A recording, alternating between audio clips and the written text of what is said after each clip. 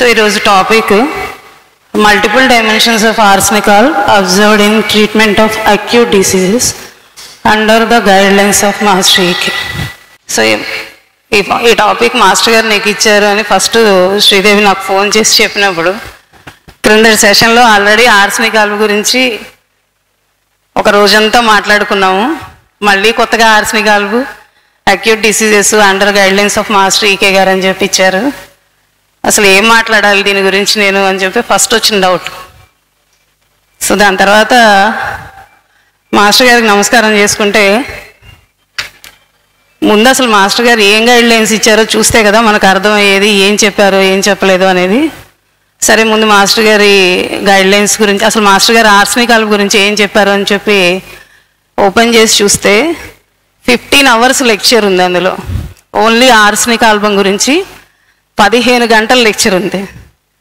And అది కాకుండా arsenic album అనే ఒక బుక్లెట్, అవి కాకుండా మాస్టర్ గారు ఆర్సెనిక్ ఆల్బమ్ ఇచ్చిన కేసులు, ఆర్సాల్బ్ ఇచ్చిన కేసెస్ దాదాపు ఒక 1000 కేసులు రిఫర్ చేస్తే అందులో దొరికిన ఆర్సెనిక్ ఆల్బమ్ కేసులు ఇవన్నీ ఈ 15 hours లెక్చరు మాస్టర్ గారిది పెట్టుకొని నోట్స్ రాసుకున్న తర్వాత మాస్టర్ గారు ఇచ్చిన 2 గంటల లెక్చరు ఈరోజున్న ఈ టాపిక్ అంటే ఇంకా మనం ఒక రోజంతా చదువుకున్నాం. మేలో మాస్టర్ గారి బర్త్డే అప్పుడు వైజాగ్లో జరిగిన టాపిక్ ఒక రోజంతా ఆర్సెనికాల్ గురించే చదువుకున్నాం.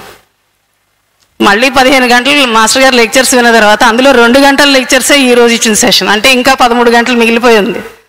అంటే సబ్జెక్ట్ వ్యాస్ట్నెస్, మాస్టర్ గారు అర్థం చేసుకున్న వ్యాస్ట్నెస్ ఆఫ్ సబ్జెక్ట్ అనేది ఒక్క ఆర్సెనిక్ ఆల్బమ్ చూస్తేనే ఇలా ఉందంటే ఆయన హోమియోపతి డైమెన్షన్స్ ఇంకే ఏ రేంజ్లో ఉన్నాయో మనకి ఊహకు కూడా అందని విషయం అది. సో ఈ నోట్స్లో నాకు అర్థమైన కొన్ని చిన్న చిన్న పాయింట్స్ నేను మీ ముందు ఉంచుతాను. ఇందులో ఈ టాపిక్లో ఇంపార్టెంట్ విషయం ఏంటి నాకు అనిపించింది ఏంటంటే మల్టిపుల్ డైమెన్షన్స్ ఆఫ్ ఆర్సెనికాల్. అంటే చెప్పాను కదా 15 గంటలు మాస్టర్ గారి లెక్చర్, అదొక వ్యాస్ట్. దానిలో ట్రీట్మెంట్ ఆఫ్ అక్యూట్ డిసీజెస్ దాన్ని కన్సైజ్ చేశారు మాస్టర్. నువ్వు అంత సముద్రం గురించి భయపడకు, ఈ చిన్న పార్ట్ తీసుకోవాలని అప్పుడు అనిపించింది. సరే చిన్న పార్టే కదా చూద్దాం అనుకుంటే మళ్ళీ ఆ 15 గంటల లెక్చర్లో 2 గంటలు ఇది. So treatment of acute diseases అంటే అక్యూట్ కండిషన్స్ ఏంటి, వాటిని ఎలా అర్థం చేసుకోవాలి, ఆ అక్యూట్ కండిషన్స్లో ఆర్సెనికాల్ డైమెన్షన్స్ ఎలా ఉండాలి. సో ఇదేంటో ఒకసారి చూద్దాం. సో దీనికంటే ముందు ఈ టాపిక్లో కంటే మాస్టర్ గారు డైమెన్షన్స్ అర్థం చేసుకోవడానికంటే ముందు అసలు అక్యూట్ డిసీజెస్ అంటే ఏంటి అనేది ఒక చిన్న షార్ట్ ఇది తీసుకుందాం. దీనిలో మన ఎఫ్ఆర్ఎస్ నెంబర్ 71 తీసుకుంటే practical part of the homeopathy అనేది ఇక్కడ స్టార్ట్ చేశారు మాస్టర్ గారు, హానిమన్ గారు. ఈ ప్రాక్టికల్ పార్ట్లో ఏంటంటే డిసీజ్ని అసలు ఎలా అర్థం చేసుకోవాలి, మెడిసినల్ పవర్స్ని ఎలా అర్థం చేసుకోవాలి, so application of medicinal powers to the disease power ఎలా ఇంప్లిమెంట్ చేయాలి, ఇది ప్రాక్టికల్ పార్ట్. సో దానికి ఇనిషియేషన్ ఈ 71. So it is now no longer a matter of doubt the diseases of mankind consist merely of groups of certain symptoms. అంటే ఇప్పటి వరకు చెప్పిన 70 ఎఫారిజమ్స్లో Hahnemann గారు చెప్పుకొచ్చిన దానిలో మనకు అర్థమైంది ఏంటంటే సిమ్టమ్స్ అనేవి representation of the disease, it is the picture of the disease. So ఇది చెప్పారు హానిమన్ గారు. దాని తర్వాత the operation of curing is comprised in the 3 following points. So ఆ ఫాలోయింగ్ పాయింట్స్ ఏంటి అనేది 72 ఎఫారిజంలో చెప్పారు. అందులో ఏంటంటే ఫస్ట్ పాయింట్ ఫిజిషియన్ డిసీజ్ని ఎలా అర్థం చేసుకోవాలి అనేది ఫస్ట్ పాయింట్. రెండో పాయింట్ ఏంటంటే knowledge of pathogenetic powers of the medicine, అసలు మెడిసిన్లో ఎలాంటి పవర్స్ ఉన్నాయి ఈ డిసీజుల్ని తగ్గించడానికి, అది రెండో పాయింట్. మూడో పాయింట్ ఏంటంటే the most suitable method of employing medicines for the cure of the natural disease. వీటిలో ఏ మెథడ్ మనం అప్లై చేయాలి, డిఫరెంట్ మెథడ్స్ ఇచ్చారు. ఆ డిఫరెంట్ మెథడ్స్లో ఏ కేసులో ఏ మెథడ్ అప్లై చేయాలి అనేది థర్డ్ పాయింట్ కింద ఇచ్చారు. సో ఈ 3 పాయింట్స్ ఇక్కడ ఇంపార్టెంట్ పాయింట్స్ మనం కన్సిడర్ చేయాల్సింది. ఇందులో ఫస్ట్ డిసీజ్ని అర్థం చేసుకోవడం ఎట్లాగా. So with respect to the first point the following will serve as a general preliminary view. అంటే డిసీజెస్ని ఎలా అర్థం చేసుకోవాలి అని ఒక ప్రిలిమినరీ జనరల్ వ్యూ ఇచ్చారు. అందులో diseases to which man is liable are అంటే ఎలాంటి డిసీజెస్ హ్యూమన్ బీయింగ్లో వస్తాయి అనేది ఏంటంటే, number 1, rapid morbid processes of the abnormally deranged vital force which have a tendency to finish their course more or less quickly but always in a moderate time. These are termed as acute diseases. So ఇది ఒక certain period of time, very short period of time, దానిలో ఆ symptoms severity, more or less severity of symptoms, ఆ certain period, ఆ short period of time అయిపోగానే దాని disease దాని course complete చేసేసుకుంటుంది. So vital force restores to the normalcy either with the help of medicines or without the help of the medicines. So ఇలాంటి వాటిని మనకి acute diseases అని ఇచ్చారు. సో ఇలాంటివి కాకుండా వేరే డిసీజెస్ ఉండబట్టే కదా ఈ డిస్క్రిమినేషన్ చేశారు. సో ఇంకో టైప్ డిసీజెస్ ఏంటంటే క్రానిక్ డిసీజెస్. వీటిలో ఏంటంటే these are the diseases such a character that with small often imperceptible beginnings. అంటే ఇది ఎక్కడ స్టార్ట్ అయిందో, ఎలా స్టార్ట్ అయిందో we can't even understand in many of the cases. Why the disease started, where the disease is exactly initiated, we don't even understand in many of the cases. Some cases we will get, but many of the cases we don't know where exactly the disease is started. So this is the first part for the differentiation. The acute disease lo you are exposed to some heat, extreme heat, or you are exposed to some food poisoning, or you are exposed to some kind of emotional outburst. So the next day the symptom develops. So next day మీరు symptom develop అయినప్పుడు ఆ ముందు రోజు జరిగిన incident మీకు initiating factor కింద అక్కడ కనపడుతుంది, అది అక్యూట్ డిసీజ్. బట్ ఈ క్రానిక్ డిసీజెస్కి వచ్చేసరికి here is the character where the beginning is imperceptible. We don't understand where actually the disease started. Okay, dynamically derange the living organism each in its own peculiar manner and cause it gradually to deviate from the healthy condition. ఇక్కడ రెండో important point ఏంటంటే gradually deviate the healthy condition. అంటే ఒక్క రోజులో నిన్న expose అయ్యారు, ఇవాళ fever వచ్చింది, లేకపోతే నిన్న ఇప్పుడు పడిపోయారు, ఇమీడియట్గా పెయిన్ వచ్చింది, ఇలా కాకుండా రోజుల తరబడి, సంవత్సరాల తరబడి జరుగుతూ ఒక డిసీజ్ స్టేట్ నామిన్క్లేచర్కి వచ్చేసరికి దీని వెనకాల ప్రాసెస్ అనేది ఇయర్స్ టుగెదర్ నడుస్తూ ఉంటుంది. So that gradually deviate from the healthy condition. So ఇది chronic character. The vital force opposes to them at the commencement. అంటే స్టార్టింగ్ నుంచి వైటల్ ఫోర్స్ దాన్ని అపోజ్ చేయడానికి ప్రయత్నం చేస్తూనే ఉంటుంది. During their progress imperfect, unsuitable, useless resistance. అంటే దీని పవర్ సరిపోదన్నమాట. వైటల్ ఫోర్సు దానంతటా దాన్ని ఆ డిసీజ్ ప్రాసెస్ని ఆపే ఫోర్స్ దానికి పవర్ సరిపోదు. But is unable to itself to extinguish them, but mostly helplessly suffer.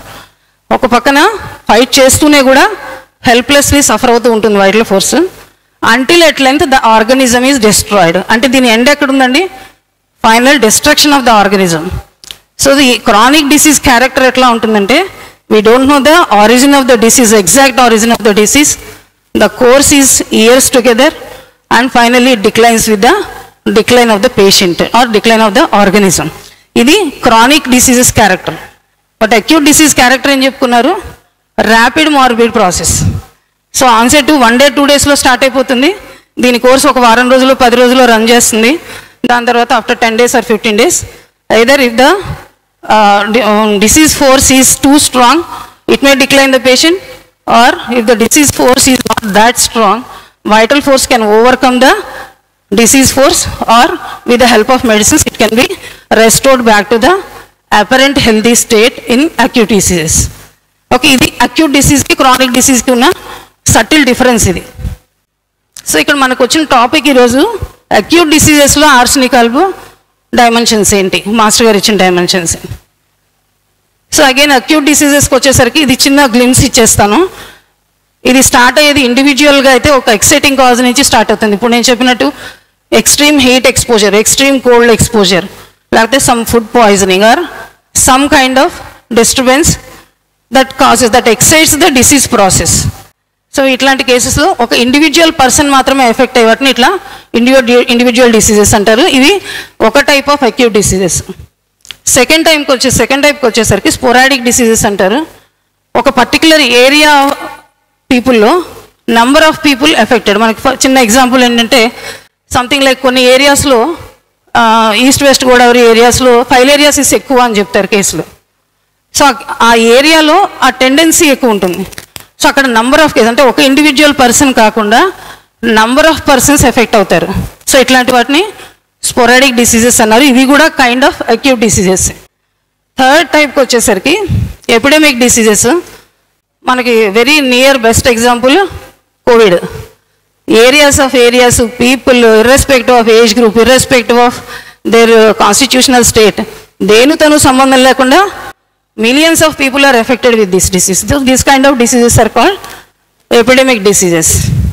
So ఈ మూడు kinds individual diseases, sporadic diseases and epidemic diseases, ఈ మూడింటిని కూడా అక్యూట్ డిసీజెస్ కింద క్లాసిఫికేషన్ చేశారు హ్యాన్మన్ గారు. కారణం ఏంటంటే same principle, onset certain onset ఉంటుంది, దాని కోర్సు సర్టైన్ కోర్స్ ఉంటుంది, దాని డిక్లైన్ కూడా డిసైడెడ్గా ఉంటుంది. అంటే within a week, within 10 days, within maximum 1 month, it shows its effect on the body and after that it loses its course. So ఇలాంటి nature ఉన్నవి ఈ మూడు టైప్స్ డిసీజెస్. సో ఈ ఆర్సనికల్ డైమెన్షన్స్, మనం అక్యూట్ ఆర్సనికల్ డైమెన్షన్స్ ఎట్లా ఉంటాయి, క్రానిక్ ఆర్సనికల్ డైమెన్షన్స్ ఎట్లా ఉంటాయి, ఆ డిఫరెన్సియేషన్ ఎలా అండర్స్టాండ్ చేసుకోవాలి అనే దానికోసం ఒక చిన్న ప్రయత్నం ఇది. సో ఇందులో ఏంటంటే suppose a person is exposed to acute arsenic poisoning, అంటే లార్జ్ క్వాంటిటీ ఆఫ్ ఆర్సనిక్ తీసుకున్నాడు అనుకోండి by mistake or somehow. If a person is exposed to large quantity of arsenic poison, so the symptoms చూసరికి సడన్గా onset, అంటే arsenic ఇవాళ poison ఇవాళ expose అయితే రేపొద్దున ఎల్లుండి పొద్దున symptoms Rao, with in 1 hour symptoms start అయిపోతుంది. అంటే దీని ర్యాపిడ్నెస్ అనేది అర్థం చేసుకోవడం కోసం దాని పాయిజనింగ్ ఎఫెక్ట్స్ ఎట్లా ఉంటాయి అనేది ఇలా ఉంటాయి. సో అక్యూట్లోకి వచ్చేసరికి సడన్ వైలెంట్ సిమ్టమ్స్ స్టార్ట్ మినిట్స్లోనో అవర్స్లోనో సిమ్టమ్స్ స్టార్ట్ అయిపోతాయి. అదే క్రానిక్ ఆర్సనిక్ అంటే ఆర్సనిక్తో రెగ్యులర్గా వర్క్ చేసేవాళ్ళు, ఆర్సనిక్ ఇండస్ట్రీస్లో వర్క్ చేసేవాళ్ళు, ఆర్సనిక్ని రెగ్యులర్గా డే ఇన్ డే అవుట్ కొద్ది క్వాంటిటీస్లో వాళ్ళు ఆర్సనిక్తో వర్క్ చేసినప్పుడు they will get exposed to arsenic in a longer period of time. వాళ్ళు సంవత్సరాల తరబడి ఆర్సనిక్తో వర్క్ చేస్తూ ఉంటారు. అలాంటి కేసెస్లో మనకు వచ్చేసరికి ఆన్సెట్ వచ్చి స్లో అండ్ ఇన్సీడియస్. అంటే అక్యూట్ ఆర్సనిక్, క్రానిక్ ఆర్సనిక్ ఎలా అర్థం చేసుకోవాలి అనే దానికి ఇచ్చిన టాబ్యులర్ ఫామ్ ఇది. అంటే ఈచ్ ఇండివిజువల్ సిస్టమిక్ ఎఫెక్ట్స్ ఎలా ఉంటాయి, అక్యూట్లో ఎలా ఉంటాయి, క్రానిక్లో ఎలా ఉంటాయి అనేది ఈ టాబ్యులర్ ఫామ్లో జస్ట్ మనకు ఒక డిఫరెన్సియేషన్ అర్థం కావడం కోసం. నెక్స్ట్ సో ఇది జనరల్ అండర్స్టాండింగ్. ఇప్పటివరకు అక్యూట్, క్రానిక్ ఇట్లా డిసీజెస్ అంటే ఎట్లా ఉంటాయి, అక్యూట్ ఎఫెక్ట్స్ ఎట్లా ఉంటాయి, ఆర్సనిక్వి క్రానిక్ ఎఫెక్ట్స్ ఎట్లా ఉంటాయని ఇది జనరల్ అండర్స్టాండింగ్. ఇప్పుడు మాస్టర్ గారు అసలు ఏం చెప్పారు మనకి అక్యూట్ డిసీజెస్కి, వాటి గైడ్లైన్స్ ఏమి ఇచ్చారు, ఎలా ఇచ్చారు అని చూద్దాం. So few important points about arsenic help suggested by master K గారు ఇన్ అక్యూట్ కేసెస్. మాస్టర్ గారు చెప్పిన వాస్ట్ సబ్జెక్ట్లో 2 ఇంపార్టెంట్ పాయింట్స్ నాకు కనపడినాయి. ఒకటి ఏంటంటే that all parts of the body are affected with arsenic. ఇప్పుడు మనం కొన్ని రకాల మెడిసిన్స్ తీసుకున్నాం అనుకోండి, అవి వాటి యాక్షన్ లిమిటెడ్గా ఉంటుంది. కొన్ని రకాల మెడిసిన్స్ తీసుకుంటే వాటి action head to foot every part of the body is getting affected with that particular medicine. So ఇది one of the important about the arsenic alb in acute conditions. No the body that is not influenced by the effect of arsenic alb when the symptoms agree. బాడీలో ఏ part exception లేదు, arsenic alb పనిచేయదు అని అనడానికి ఏ part కూడా exception లేదు అని చెప్పి లాస్ట్లో ఒక చిన్న క్లాస్ పెట్టారు. ఏంటంటే very important class, when the symptoms agree. So this is very very important not only for arsenic alb but for any of the remedy. When the symptoms agree you name whatever the disease you want. It may be fever, it may be stomach pain, it may be diarrhea, it may be something else. You name it, I have it అన్నట్టు మీరు ఏ పేరైనా పెట్టుకోండి డిసీజ్కి, కానీ ఈ particular symptoms agree అయితే అది arsenic ఆల్బే. ఇది master గారు ఇచ్చింది. నెక్స్ట్ సో ఏంటి ఆ ఇంపార్టెంట్ సిమ్టమ్స్, మాస్టర్ గారు ఇచ్చిన గైడ్లైన్స్ ఏంటి ఒకసారి నెక్స్ట్. సో ఫస్ట్ పాయింట్ ఏంటంటే ఆర్సనిక్ ఆల్బ్ అని చెప్పడానికి very very important point, first point దాని కోర్స్ ర్యాపిడ్గా ఉండాలి. ఇప్పుడే మనం మాట్లాడుకున్నాం ఆర్సనిక్ పాయిజనింగ్ ఇస్తే పేషెంట్కి symptoms with in minutes or with in our develop అవుతాయి. సో అక్యూట్లో ఆర్సనిక్ ఆల్బ్ ప్రిస్క్రైబ్ చేయాలంటే కూడా పేషెంట్ యొక్క సిమ్టమెటాలజీ కోర్స్ అనేది ర్యాపిడ్గా ఉండాలి. ఫస్ట్ పాయింట్ ఇది. So in every it is very అన్యూలీ short time, it is short time అని చెప్పలా, అన్డ్యూలీ షార్ట్ టైం. అంటే షార్ట్లో కూడా అన్డ్యూలీ మనం ఎక్స్పెక్ట్ చేయనమాట. ఈ నిమిషం వీడికి ఏదో చిన్న తేడాగా అనిపించింది, నెక్స్ట్ పావు గంటలో వీడు ఎలా డెడ్ స్టేట్కి వెళ్ళిపోతుంటాడు. ఏంట్రా ఇప్పుడే కదా మనం చూసాం, ఇలా బాగానే ఉన్నాడు కదా అనుకుంటాం. కానీ ఆ within half an hour 1 hour వాటి స్టేజ్ ఎలా ఉంటుందంటే డెడ్లీ స్టేజ్కి వెళ్ళిపోతుంది. అందుకని అన్డ్యూలీ షార్ట్ టైం అని ఇచ్చారు. This fellow goes in to a dangerous state. So ఇక్కడ మాస్టర్ గారు ఒక చిన్న ఎగ్జాంపుల్, అంటే ఇది చెప్తూనే ఎంత ర్యాపిడ్గా ఉంటుంది దాని కోర్స్ అని చెప్తూనే దానికి ఒక ఇమీడియట్ ఎగ్జాంపుల్ ఇచ్చారు. A fellow got new cheppers due to friction while walking. He developed a small ulcer on the foot by the evening. పొద్దున కొత్త చెప్పులు కొనుక్కొని తొడుక్కొని వేసుకుని వెళ్ళాడు. సాయంత్రానికి ఆ ఫ్రిక్షన్ వల్ల చిన్న అల్సర్ ఫామ్ అయింది కాలు దగ్గర. By the evening developed lymph node in the groin. పొద్దున కొనుక్కున్నాడు, నడిచాడు, మాక్సిమం 1-2 కిలోమీటర్లు నడిచాడేమో, దానికి చెప్పు కరిచింది, అక్కడ అల్సరేషన్ వచ్చింది. దానికి ఈవినింగ్కే lymph node enlargement, groin lymph node enlargement వచ్చేసింది. By the midnight between 12 to 2 AM he developed severe chills and high fever. అర్ధరాత్రి 12 అయ్యేసరికి వీడికి విపరీతంగా చలి, జ్వరం, హై ఫీవర్ వచ్చేసింది. ఈ కేసుకి this is the pace of the arsenic ఆల్బ్ అని చెప్పారు మాస్టర్. అంటే ఆ ర్యాపిడిటీ ఆఫ్ ద డిసీజ్ అనేది ఆర్సనిక్ ఆల్బ్లో ఎలా ఉంటుంది అనేది చెప్పడం కోసం ఈ ఎగ్జాంపుల్ ఇచ్చారు మాస్టర్ గారు. పొద్దున్న చెప్పులు తొడుక్కున్నాడు, కొత్త చెప్పులు తొడుక్కున్నాడు, మధ్యాహ్నానికి అల్సర్ ఫామ్ అయింది, సాయంత్రానికి లింఫ్ నోడ్ డెవలప్ అయింది, రాత్రికి చలి జ్వరం వచ్చేసింది. So this is the pace of the arsenic. So arsenic ఆల్బ్ని అక్యూట్లో మనం డీల్ చేయాలి అంటే ఈ type of pace arsenic alb ఆ పేషెంట్లో ఉంటే అప్పుడు మనం ఆర్సనిక్ సూటబిలిటీ చూసుకోవచ్చు. సో ఈ చిల్స్ అండ్ ఫీవర్ ఎలా ఉన్నాయంటే ఊరికే చలి జ్వరం వచ్చి పడుకున్నాడా అంటే లేదు, షడ్డరింగ్ చిల్స్, దుప్పట్లు ఎన్ని దుప్పట్లు కప్పినా వణికిపోతున్నాడు. ఎలా ఉంటుందంటే వీడు మరణ వేదన అనుభవిస్తాడంట. మాస్టర్ గారు చెప్పిన వర్డ్స్ ఇవన్నీ నేను వాడిని ఏం కాదు, అసలు మరణ వేదన అనుభవిస్తాడు. ఆ మరణ వేదన ఎలా ఉంటుందంటే ప్రాణం బయటికి వచ్చేస్తుందేమో అన్నంత బాధపడతాడంట. This is the rapidity of the disease and this is the intensity of the disease. ఆ ర్యాపిడ్నెస్లో ఉన్న ఇంటెన్సిటీ కూడా. Next small eruptions, just small scratch that turns dangerous. చిన్నపిల్లలు ఊరికే చిన్న చిన్న ఇరప్షన్స్ అది ఇచ్చింగ్ ఏదైనా వస్తే జస్ట్ దాన్ని స్క్రాచ్ చేస్తారు. ఆ స్క్రాచ్ చేయగానే అది వెంటనే అది పుండు పడిపోవటం, ఆ పుండు నుంచి వీడికి ఇమ్మీడియట్గా విత్ ఇన్ నో టైం జ్వరం వచ్చేయడం. So that turns dangerous. ఒక్కొక్కసారి అవి డీప్ అల్సర్స్ కింద ఫామ్ అయిపోవడం కానీ లేదంటే గ్యాంగ్రీనస్ స్టేట్స్కి వెళ్ళిపోవడం కానీ జరుగుతుంది. If at all the person is an arsenic person, if at all arsenic is required in that particular case. For example a small pimple, చిన్న మొటిమలు, మొహం మీద వచ్చే చిన్న మొటిమలు, దాన్ని గిలితే అది అల్సరేట్ అయిపోతుంది. అంటే ఆ డిస్ట్రక్షన్ ప్రాసెస్ అనేది అంత ర్యాపిడ్గాను అంత డెప్త్లోనూ ఉంటుంది ఆర్సనిక్ ఆల్బ్లో. సో ఇది first point. Second point, fear. People are afraid of his disease whether it is severe or not. They worry a lot about the disease. పర్టికులర్గా అక్యూట్ కేసెస్లో ఇది చాలా ఎక్కువగా కనపడుతుంది. క్రానిక్ కేసెస్లో మాస్టర్ గారు దీనికి ఒక చిన్న డిఫరెన్షియేషన్ చెప్పారు. అక్యూట్ కేసెస్లో మీకు ఫియర్ ఆఫ్ డిసీజ్ ఎంత ఎక్కువ కనపడుతుందో, patient if at all he is suffering from the chronic complaints of arsenic alb, they do suffer because the intensity of the suffering is very high for them. So they do suffer. At one point of time they will go into despair. అంటే ఇంక ఇది నాకు తగ్గదు, decide అయిపోతారు. This is not going to decrease, anyhow I have to suffer. So there is no meaning to meet the doctor. అంటే బ్యాక్గ్రౌండ్లో arsenic ఆల్బ్కి వీళ్ళు డబ్బులు ఖర్చు అయిపోతుంది అనే ఫీలింగ్ చాలా ఎక్కువ ఉంటుంది. Maybe what ever the reason, ఆ డిస్పైర్ ఆఫ్ రికవరీ మూలంగానే ఫినాన్షియల్గా కానీ ఇప్పుడున్న హాస్పిటల్ స్టేట్స్ని బట్టి కానీ వీడు ఒక డిస్పైర్ స్టేట్లోకి వెళ్ళి ఇక్కడ దీనికి డబ్బులు ఖర్చు పెట్టడం అనవసరం, I have to die with the disease అని కాంప్రమైజ్ అయిపోయారు. So despair, the intensity of the despair, there is no solution for the disease. అది క్రానిక్ స్టేట్లో ఉంటుంది. But when you see the acute state here, the fear is very acute. Complaint severity, ఇది ప్రాణం తీసేంత severity ఉన్నా ఉండకపోయినా వీడికి అలా feeling వస్తుంది. యాక్చువల్గా ఉండటమే అంత ఎక్కువ ఉంటుంది, but at the same time ఆ ఫీలింగ్ కూడా అలాగే ఉంటుంది అనమాట. మాస్టర్ గారు దీనికి కూడా ఒక ఎగ్జాంపుల్ చెప్పారు. ఆయన దగ్గరికి ఒక పేషెంట్ ఫీవర్తో వచ్చారట. 102, 103 ఫీవర్ ఉందంట. డాక్టర్ గారు ఈ మందు వేస్తున్నారు మీరు, నాకు తగ్గుతుందంటారా అని అడిగారట. తగ్గుతుందా, ఎందుకని అడుగుతున్నావు అని అడిగారు మాస్టర్. ఏం తగ్గుతుందిలేండి, మీరు ఏదో నా సంతృప్తి కోసం అలా చెప్తున్నారు కానీ నేను రేపు ఎలాగో చచ్చిపోతాను. మాస్టర్ గారు ఇచ్చిన ఎగ్జాంపుల్ ఇది. I'm going to die tomorrow. This is you are telling only for my satisfaction. This is not going to cure. tomorrow I am going to die. So this is the suffering of the arsenical patient with the fear. So he suffers from fever. He asks doctor, do I get relief? ఇదే master గారు same terminal. ఏం తగ్గుతుందిలేండి, నన్ను మీరు మాయ చేయడానికి ఇవన్నీ చెప్తున్నారు, రేపొద్దున నేను ఎలాగో చచ్చిపోతాను.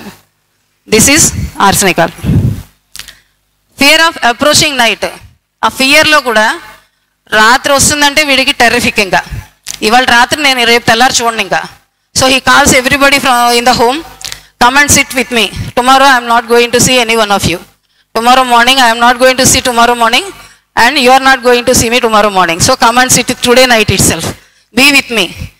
సో ఈవినింగ్ వరకు ఏదో అట్లా మేనేజ్ చేసుకుంటూ వస్తాడు. రాత్రి అయ్యేసరికి వీడి సిమ్టమ్స్ అన్నీ అగ్రవేట్ అయిపోతూ ఉంటాయి. సో ఇన్ జనరల్ కూడా 12 to 2 aggravation, 12 AM to 2 AM aggravation arsenical ranking time అనమాట. ఆర్సెనికల్ హైయెస్ట్ పీక్లో ఉండే టైం.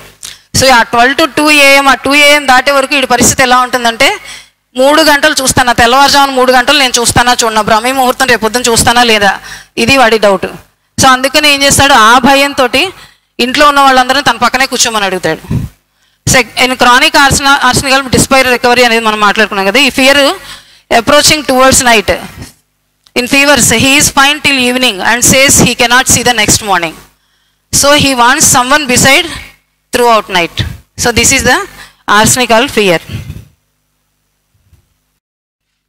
సో ఫస్ట్ పాయింట్ మనం తెలుసుకున్నది rapidity and intensity of the disease. Second point తెలుసుకున్నాం fear of the disease. Third వచ్చి weakness.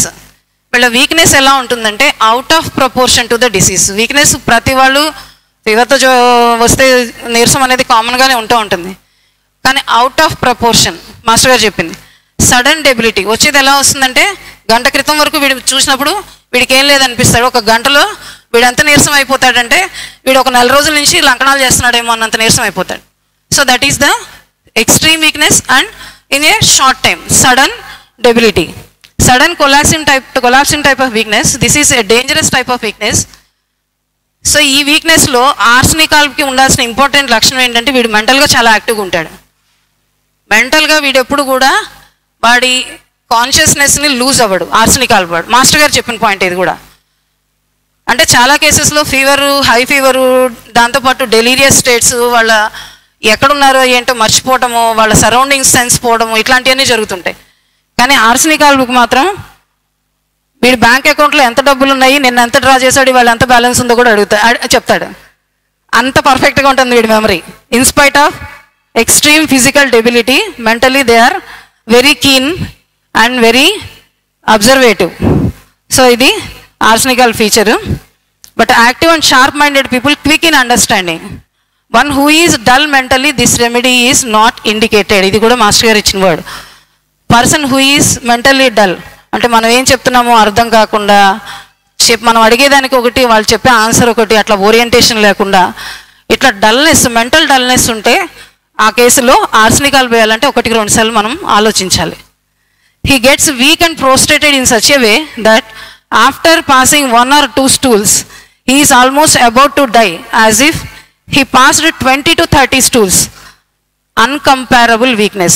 So ఇది మనకు అర్థం కావడం కోసం మాస్టర్ గారు ఇచ్చిన ఎగ్జాంపుల్ ఇది. ఎంత వీక్ అయిపోతాడంటే, 1-2 మోషన్స్ అయిపోగానే వీడు ఎంత వీక్ అయిపోతాడంటే అప్పటికి ఒక 20-30 స్టూల్స్, లూజ్ వాటరీ స్టూల్స్ అయిపోయి డిహైడ్రేట్ అయిపోతే ఎలా అయిపోతాడో, 1-2 స్టూల్స్ అవగానే అలా అయిపోతాడంట ఆర్సెనికల్ పేషెంట్. సో అంటే ఆ వీక్నెస్ అనేది uncomparable. So this is another important point regarding weakness of arsenical. Next important point arsenical ki burning. Intense burning wherever it is affected. వీడికి సింపుల్గా కోల్డ్ కాఫ్ వచ్చినాయి అనుకోండి, వీడి నోసు భయంకరంగా మండిపోతూ ఉంటుంది. అలాగే కాఫ్ వచ్చింది అనుకోండి, థ్రోట్ విపరీతంగా మండిపోతూ ఉంటుంది, ఛాతీ మండిపోతూ ఉంటుంది. అంటే ఎక్కడెక్కడ డిసీజ్ ప్రాసెస్ ఉంటుందో అక్కడక్కడ విపరీతమైన బర్నింగ్ ఉంటుంది. ఇది లేకపోతే ఆర్సెనికల్ వేయడం వేస్ట్ మన మాస్టర్ గారు ఇచ్చిన దీని ప్రకారం. So eyes, stomach, anus, particularly skin and mucous membranes, pains, burning and excoriated, repeated thirst for small quantities of cold water. అంటే ఈ బర్నింగ్ థర్స్ట్ చెప్తూనే మాస్టర్ గారు ఇంకో పాయింట్ కూడా చెప్పింది ఏంటంటే, repeated thirst for small quantities of water. అంటే కొంచెం కోల్డ్ వాటర్, బర్నింగ్ థర్స్ట్ అంటే వాటర్ తాగితే దాహం తీరే థర్స్ట్ కాదు. అలాగని ఎక్కువ నీళ్ళు తాగలేడు. ఎక్కువ నీళ్ళు తాగితే వామిటింగ్ సెన్సేషన్ వస్తుంది. నీళ్లు తాగకపోతే ఆ థర్స్ట్ తీరదు. సో ఇలాంటి స్టేట్లో ఉంటాడు. ఈ బర్నింగ్తో పాటు ఇది అకంపనైడ్ సిమ్టమ్ అనమాట. అంటే మనం మన ఈ బర్నింగ్ థర్స్ట్తో పాటు ఈ సిమ్టమ్ కూడా కంటిన్యూ అవుతూ ఉంటుంది కేసులో. So intense unbearable burning wherever inflammation is there like stomach, urinary tract infections which burn like fire, anal excoriation in GI tract diseases. అంటే ఏ డిసీజ్ అయినా కాదు వీడికి జిఐ ట్రాక్ డిసీజెస్ అంటే గ్యాస్ట్రోఇంటెస్టైనల్ ట్రాక్ డిసీజెస్ వస్తే వీడికి motions అయితే anus విపరీతమైన మంట ఉంటుంది, రెడ్ కలర్లోకి అయిపోతుంది. అంటే ఆ డిశ్చార్జెస్ అన్నీ కూడా అలాగా బర్న్ చేసేస్తూ ఉంటాయి. ఎక్కడెక్కడ ఈ డిశ్చార్జెస్ తగులుతాయో ఆ ఏరియా అంతా కూడా బర్నింగ్ సెన్సేషన్ వస్తూ ఉంటుంది. సో బర్నింగ్ ఎలా ఉంటుందంటే ఇంటెన్స్ బర్న్ లైక్ ఫైర్, నిప్పు పెట్టి కాలిస్తే ఎంత నొప్పి ఉంటుందో ఎంత బాధ ఉంటుందో అలాంటి బర్నింగ్ సెన్సేషన్ ఉంటుంది ఆర్సెనిక్ ఆల్బ్లో అని చెప్పి మాస్టర్ గారు ఇచ్చారు. సో ఇట్లో ఎనీ మ్యూకస్ మెంబ్రెయిన్ అంటే రెస్పిరేటరీ కావచ్చు, జిఐటి ట్రాక్ కావచ్చు, లేకపోతే ఏ ప్రాబ్లం వచ్చినా సరే ఈవెన్ ఫీవర్స్లో కూడా బర్నింగ్ సెన్సేషన్ అనేది must and should in arsenic all patients. So unbearable burning pains, next slide sir.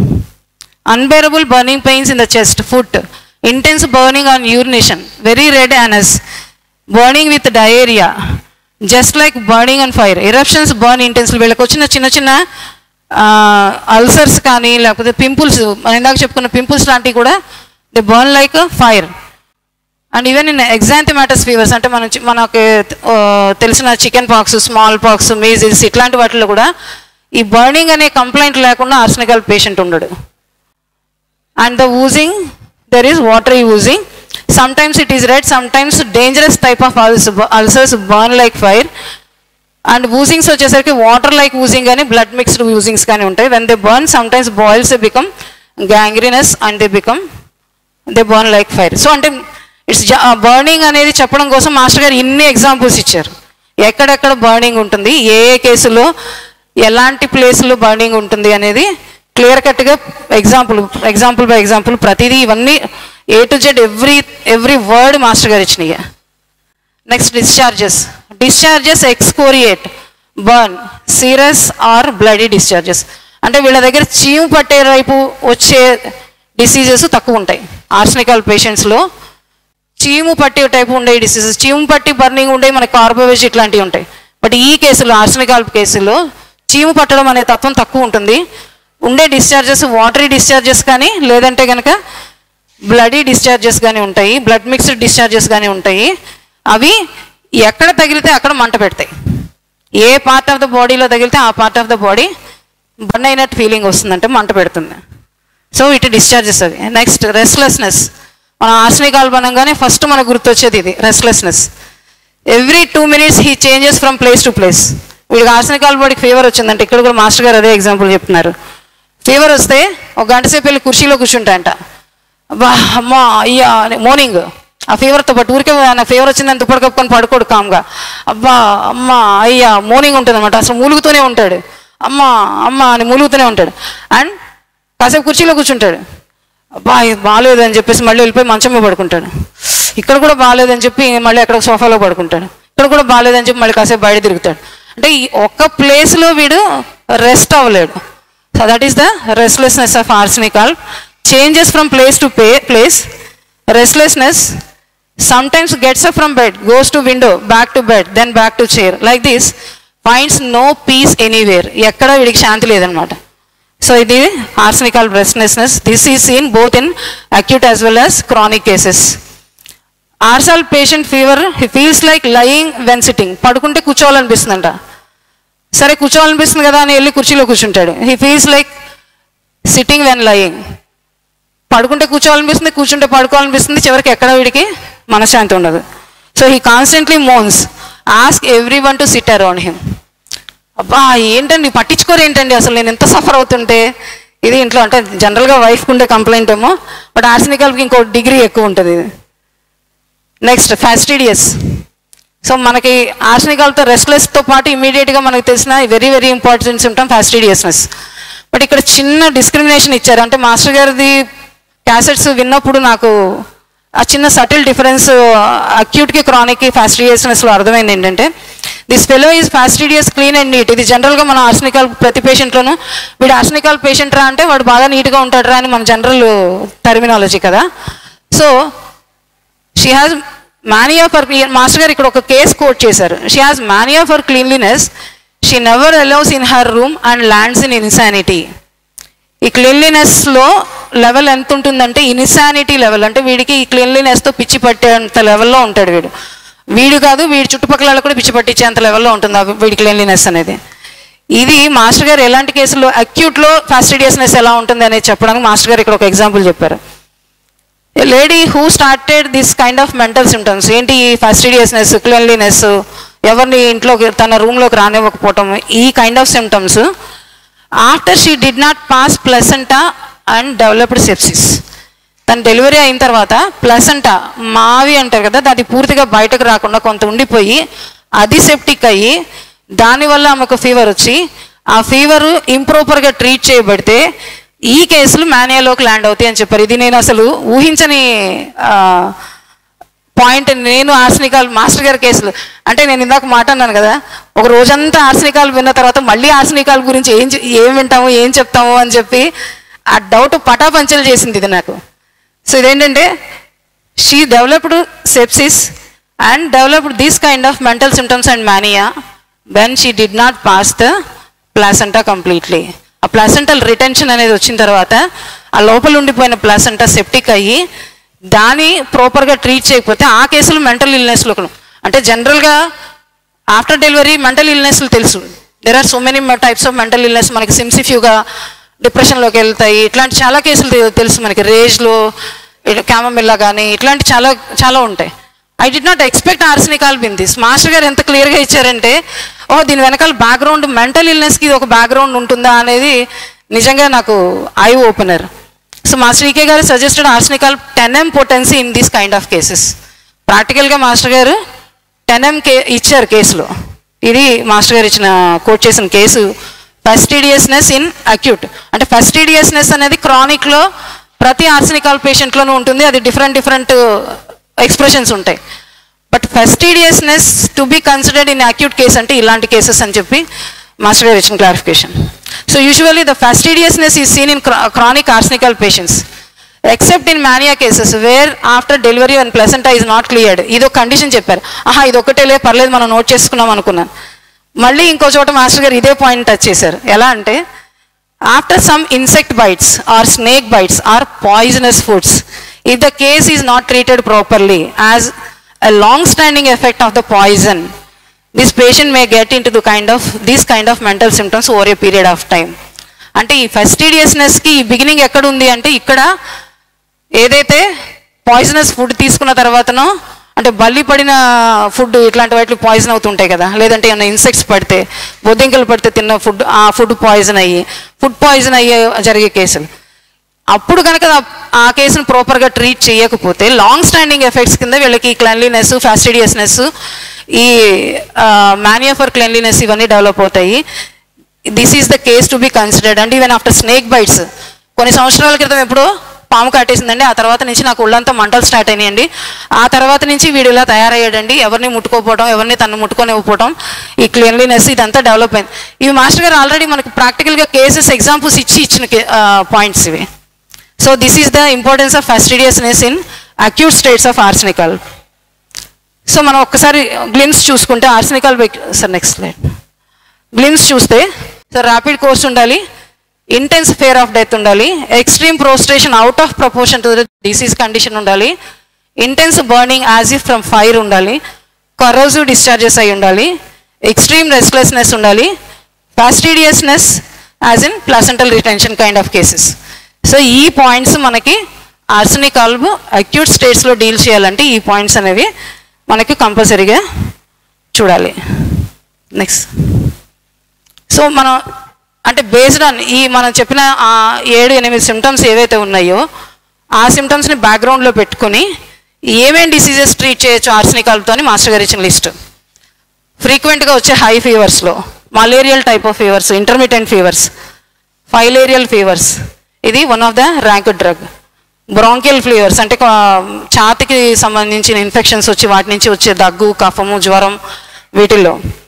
Jaundice with fever, jaundice వచ్చి అకంపనయింగ్ ఫీవర్ అంటే డెంగ్యూ ఫీవర్స్ అట్లాంటి వాటిలో ర్యాపిడ్గా బ్లడ్ సెల్స్ డిస్ట్రాయ్ అయిపోయి ఆ ఫీవర్తో పాటు జాండీస్ కూడా ఉంటుంది పేషెంట్స్లో. సో అలాంటి కేసుల్లో, లేదంటే హెపటైటిస్ కేసుల్లో, ఇలా బ్లడ్ పాయిజనింగ్ కేసెస్లో, స్నేక్ బైట్స్ ఇట్లాంటి కొన్ని స్నేక్ బైట్స్లో అట్లాంటి వాటిలో కూడా బ్లడ్ సెల్స్ ర్యాపిడ్గా డిస్ట్రాయ్ అయిపోతుంటాయి. అలాంటి కేసెస్లో కూడా విత్ ఫీవర్ జాండీస్ అకంపనైడ్గా ఉంటాయి. సో అలాంటి కేసెస్లో anaemia accompanied fevers. Next serious types of pneumonial fevers, fever with fluid in lungs and pleurisy, pains in kidneys with fever, eruptions burns intensely in exanthematous fevers అంటే chicken pox, small pox ఇట్లాంటి conditions.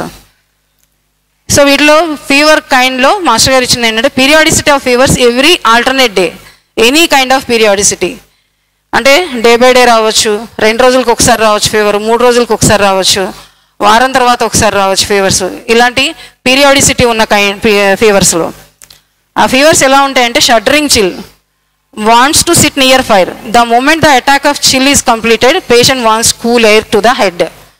చాలా ప్రతి point important ఇందులో.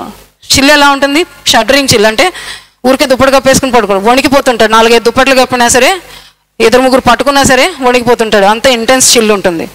Wants to sit near fire, ఆ చలి ఎంత చలి ఉంటుందంటే మంట పక్కన కూర్చుంటే తప్ప వీడి చలి ఏమాత్రం కూడా తగ్గనంత చలి ఉంటుంది. ఈ చిల్ అటాక్ ఎప్పుడైతే కంప్లీట్ అయిపోతుందో, అయిపోయిన తర్వాత ఫీవర్ స్టేజ్ అనేది స్టార్ట్ అవుతుందో, ఆ మూమెంట్లో వీడికి తలకు మాత్రం చల్లటి గాలి కావాలని, బాడీ అంతా చల్లదనం కోరుకోడు, ఓన్లీ తల పార్ట్ మాత్రం. సో ఆర్సనిక్ కాల్వ్లో ఇక్కడ మాస్టర్ గారు ఇంకో పాయింట్ రైజ్ చేశారు, sufferings below the neck they are aggravated from cold.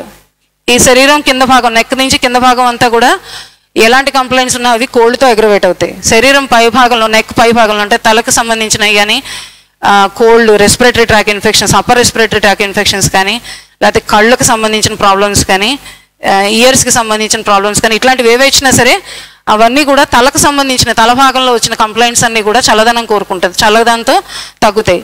Below the neck portion ఏవైనా సరే వెచ్చదనం కావాలని కోరుకుంటారు. సో ఇది ఇక్కడ ఏమంటున్నారు, patient wants cool air to head, head region మాత్రమే కూల్గా ఉండాలనుకుంటాడు, మిగతా బాడీకి అంతా కూల్నెస్ అవసరం లేదు. So this is one of the important feature for arsenic కాల్వ్. సో మెనీ టైప్స్ ఆఫ్, ఇంకా ఏమేం కేసులు అంటే many types of gangrenous states which are spreading very fast, developing broken down state very easily, very rapidly. So ఇక్కడ ఒక same example, I think time waste ఇది repeat చేయడం. So this is about different kinds of diseases. Next slide.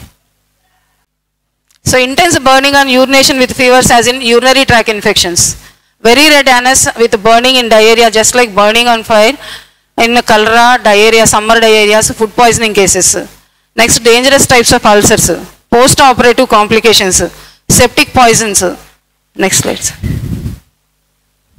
Food poison cases, insect poisons, bites, snake bites, scorpion bites, ఇవన్నీ వీటన్నిటిలో కూడా. Next. So ఇలాంటి conditions అన్నిటిలోనూ కూడా మాస్టర్ గారు ఇచ్చిన 7 పాయింట్స్, ఇంపార్టెంట్ పాయింట్స్ ఏవైతే ఉన్నాయో, ర్యాపిడిటీ అనేది, వీక్నెస్ అనేది, బర్నింగ్ అనేది, ఎక్స్కోరియేషన్ అనేది, ఈ పాయింట్స్ ఏవైతే కవర్ అయినాయో, ఈ డిసీజెస్ పేర్లు ఏవైనా ఉండని కాక నీకు ఆ 7 సిమ్టమ్స్ కనపడితే థింక్ ఆఫ్ ఆర్సనిక్ కాల్వ్. ఇది మాస్టర్ గారు ఇచ్చింది. సో కొన్ని ఎగ్జాంపుల్స్ మాస్టర్ గారు ఇచ్చినవి చూద్దాం. మాస్టర్ గారు కానీ బుజ్జి గారి దగ్గర కానీ నేను ఎక్స్పీరియన్స్ చేసిన కొన్ని ఎగ్జాంపుల్స్. సో మాస్టర్ గారు నెక్స్ట్ కేసు, మాస్టర్ గారు డైరెక్ట్గా ఒక కేసు ఇచ్చారు. Kidney stones patient, 75 years old person, not fit for removal of stones by surgery. అంటే వీడికి సర్జికల్గా స్టోన్స్ రిమూవ్ చేయడానికి అతను ఫిట్గా లేడు పేషెంట్, కానీ రీనల్ క్యాలిక్యులేతో సఫర్ అవుతున్నాడు, విపరీతమైన పెయిన్, టెంపరేచర్ 103, 104 ఉంది. ఇలాంటి పేషెంట్ని మాస్టర్ గారు డిస్పెన్సరీ దగ్గర తీసుకొచ్చారంట. Shooting pains in kidney, he bent forward with severe pain, fear of death due to his age. The patient was brought to dispensary, he was prescribed arsenic కాల్వ్ 200. So అతని intensity of the complaints, ఆ burning sensation, ఆ severe pain, ఆ fear of death, ఈ పాయింట్స్ని base చేసుకుని master గారు arsenic కాల్వ్ 200 ఇస్తే with in 24 hours he passed 15 to 20 stones.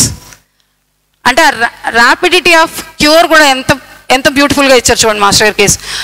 With in 24 hours. నేను ఇవాళ ఆర్సనిక్ కాల్వ్ వేసాను, ఓ 4 రోజుల తర్వాత ఒక స్టోన్ వచ్చింది, 6 నెలల తర్వాత ఇంకో స్టోన్ వచ్చింది అని చెప్పలా. ఆర్సనిక్ కాల్వ్ 200 వేస్తే 24 hours లో 15 to 20 stones are passed, and those stones were collected by the patient, brought to the master. See the beauty అంటే ఆ ర్యాపిడ్నెస్ క్యూర్లో కూడా ఎంత ర్యాపిడిటీ ఉంది.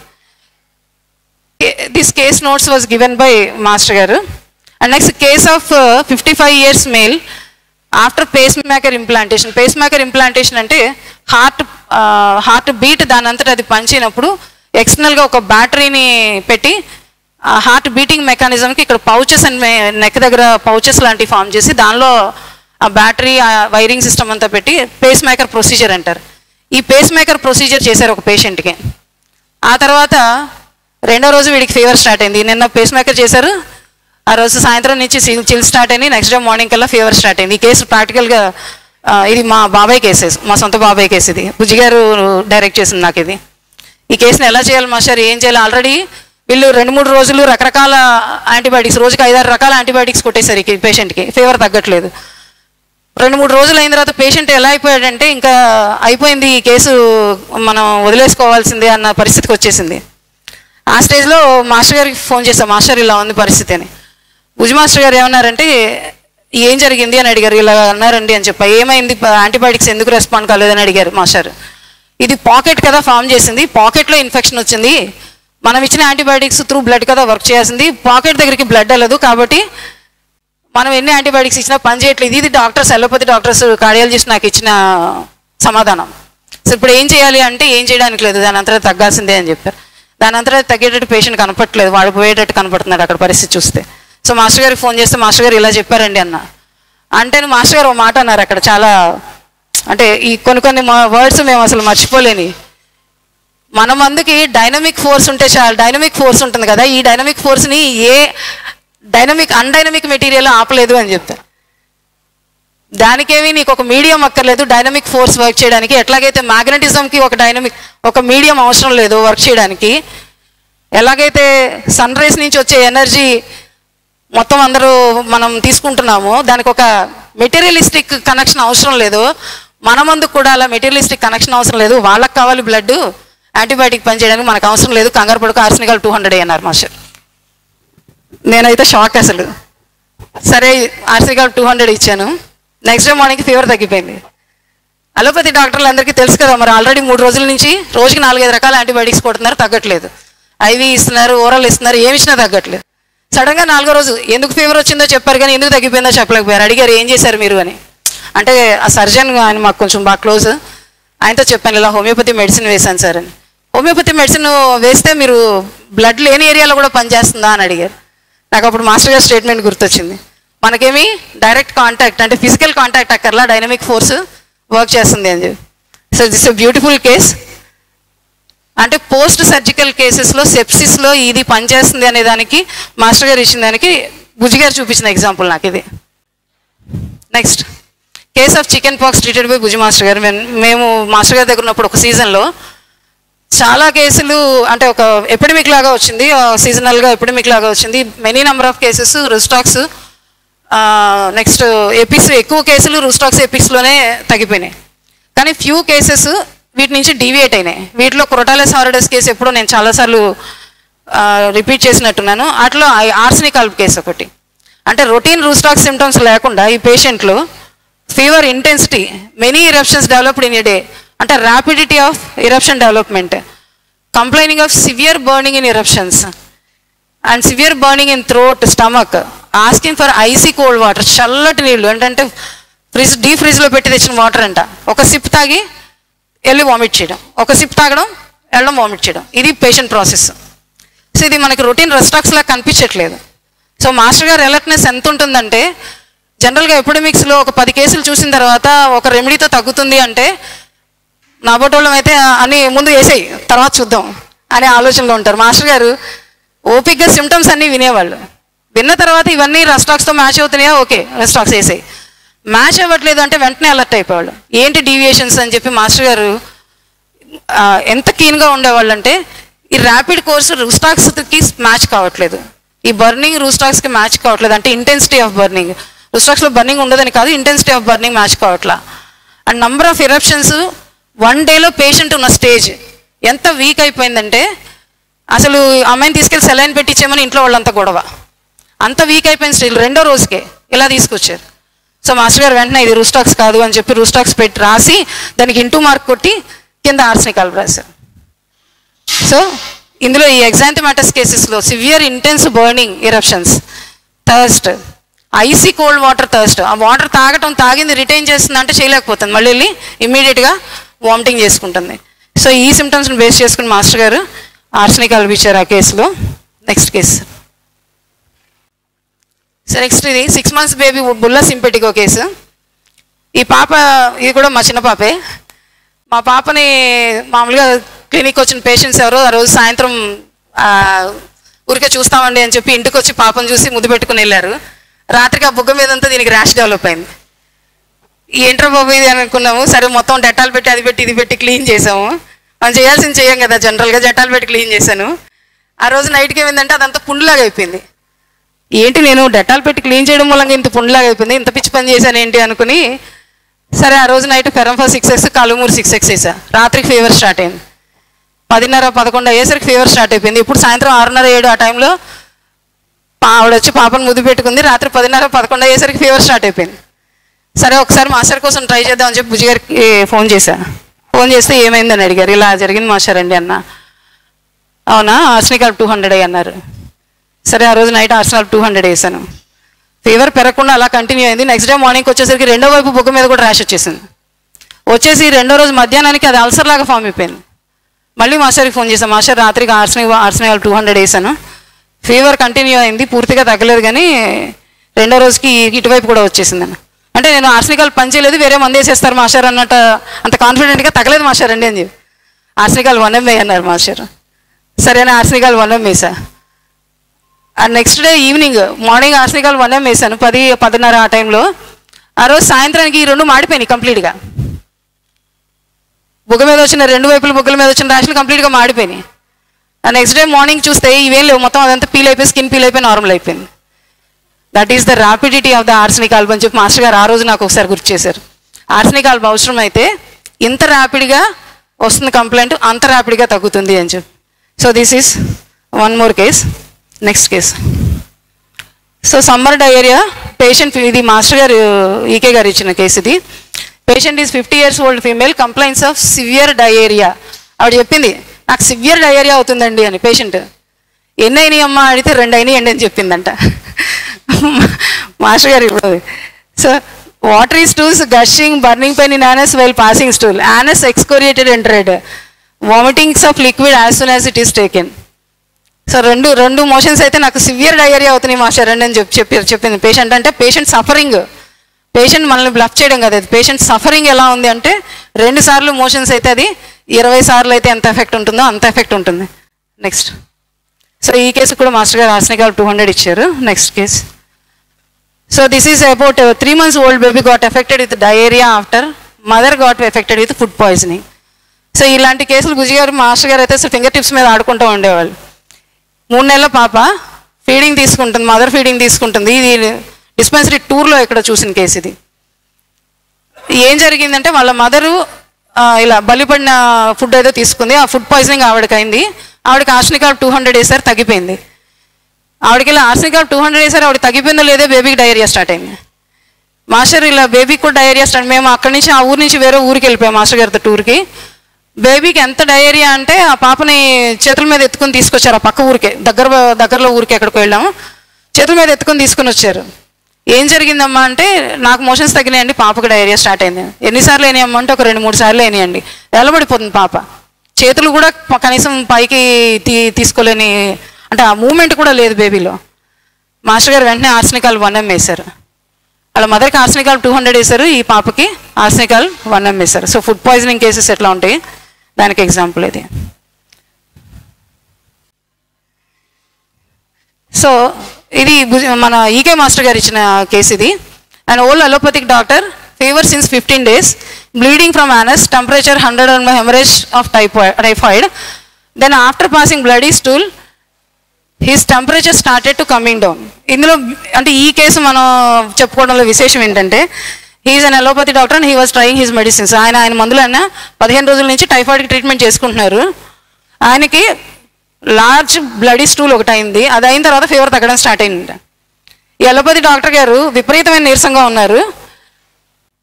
ఆయన అనుకున్నారంటే అమ్మయ్య 15 రోజుల నుంచి మందులేసినా తగ్గని ఇది ఒక్కసారి బ్లడ్ మోషన్ అయితే తగ్గిపోయింది, అమ్మయ్య ఇంకా ఫీవర్ తగ్గిపోతుంది అనుకున్నారంట. ఏదో సందర్భంలో వీళ్ళ తాలూకు వాళ్ళు ఎవరో వచ్చి మాస్టర్ గారి దగ్గర మాట్లాడారు ఈ విషయం. మాస్టర్ గారు చెప్పారంట, ఇమీడియట్గా వెళ్ళి అతనికి తీసుకెళ్ళి ఆర్సనికాల్ 10 mg ఒక డోస్ అన్నారట. ఈ కేసులో ఏంటి అని అడిగితే కొలాప్స్ అయిపోతాడు వేయకపోతే అని చెప్పారంట మాస్టర్. ఆర్సనికాల్ 10 mg ఇప్పుడు వేయకపోతే పేషెంట్ కొలాప్స్ అయిపోతాడు. That is the collapsing stage. ఆ కొలాప్సింగ్ స్టేజ్ మూలంగా ఇతని వైటల్ ఫోర్స్ ఆ ఫీవర్ని బయటకి తీసుకురాలేక ఫీవర్ ఆగిపోయింది, అంతేగాని వీడు వేసిన మందులకు ఆగిపోలేదు. So understand the collapsing stage of arsenic alb. ఈ టైంలో మీరు రియాక్ట్ అవ్వకపోతే రేపు పొద్దున్న పేషెంట్ మిగలడు అని చెప్పి మాస్టర్ గారు ఇచ్చిన కేసు ఎగ్జాంపుల్ ఇది. Beautiful case.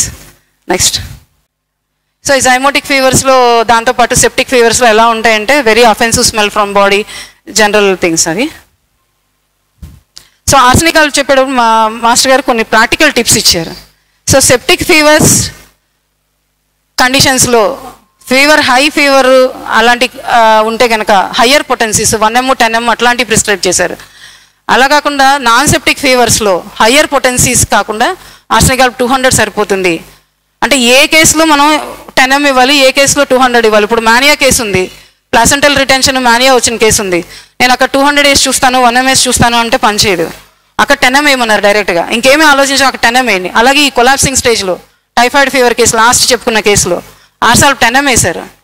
అలా కాకుండా కిడ్నీ స్టోన్స్ కేసు ఉంది, అదేమి లైఫ్ థ్రెట్, ఆ మూమెంట్లో లైఫ్ థ్రెటనింగ్ కాదు, పేషెంట్ సఫరింగ్ ఇంటెన్స్గా ఉంది కానీ లైఫ్ థ్రెటనింగ్ కాదు, అప్పుడు ఆర్సనిక్ వాల్వ్ 200 వేయమన్నారు. సో ఆ చిన్న డిస్క్రిమినేషన్ ఎక్కడ ఎప్పుడు ఎలా ఎంత పొటెన్సీతో రియాక్ట్ అవ్వాలి అనేది. సో లాస్ట్ స్లైడ్ అంటే జస్ట్ బిఫోర్ ఇదేంటంటే బర్నింగ్ అనేది చాలా కామన్గా చెప్తున్నాం కదా. మాస్టర్ గారు కొన్ని పాయింట్స్ ఇచ్చారు బర్నింగ్ విషయంలో ఏ కేసెస్ని మనం ఎలా డిఫరెన్షియేట్ చేయొచ్చు అని. ఆర్సనిక్ వాల్వ్ ఎంత బర్నింగ్ సెన్సేషన్ ఉంటుందో అంతే ఈక్వల్ బర్నింగ్ సెన్సేషన్ సికెల్ కర్లో ఉంటుంది. ఎస్పెషల్లీ ఇన్ కేసెస్ ఆఫ్ గ్యాంగ్రీన్స్ కానీ లేకపోతే ప్లాసెంటల్ రిటెన్షన్ కేసెస్లో కానీ ఆర్సనిక్ వాల్వ్ బర్నింగ్ ఎలా ఉంటుందో సికెల్ కర్ బర్నింగ్ కూడా అలాగే ఉంటుంది. కానీ secale cor patient they desire cold like anything, చల్లదనం కావాలని కోరుకుంటాడు. ఇది ఒకటి మేజర్ డిఫరెన్స్ సికెల్ కర్కి ఆర్సనిక్ వాల్వ్కి. బుజ్జి మాస్టర్ గారు కూడా మాకు చాలాసార్లు చెప్తుండేవాళ్ళు, ఒక్కసారి గ్యాంగ్రీన్ కండిషన్స్లో కానీ ఇలాంటి కేసెస్లో మీరు సికెల్ కర్ వేసే ముందు, అదే ఆర్సనిక్ వాల్వ్ వేసే ముందు సికెల్ కర్ ఏమో ఒకసారి చూసుకుని అప్పుడు ఆర్సనిక్ వాల్వ్ వేయండి. కాకపోతే సికెల్ కర్ని రూల్ అవుట్ చేసుకుని అంటే ఈ రెండు అంత దగ్గరగా ఉంటాయి అన్నమాట సిమ్టమాటాలజీలో.